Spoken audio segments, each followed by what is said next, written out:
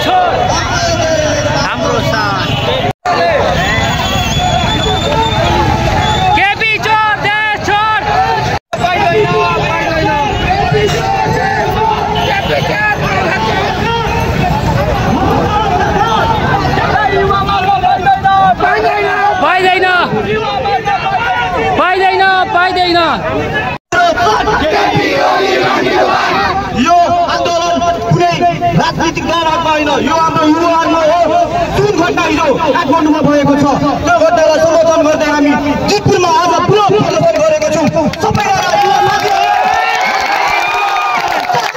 एकदम आग्रह गर्दछु र वरपर हुनुभएको पसलका दाजुभाइहरूलाई आएर साथ दिनको लागि पनि एकदम आग्रह गर्दछु। हाम्रो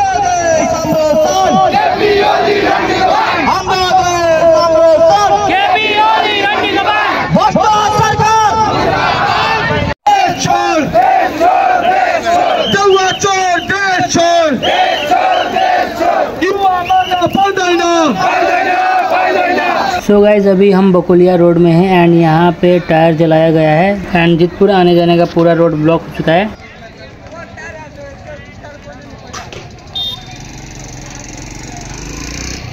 माय गॉड भाई खतरनाक ही धुआं भइल बा यार।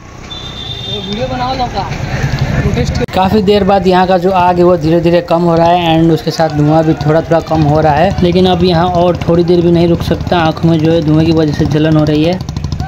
अभी मैं हूँ जितपुर मार्केट के पास एंड यहाँ पे सिमरा से काफ़ी लोग जो है आंदोलन में सपोर्ट करने के लिए यहाँ पे आए हुए हैं। आप देख सकते हैं भीड़ कितनी ज़्यादा यहाँ पे।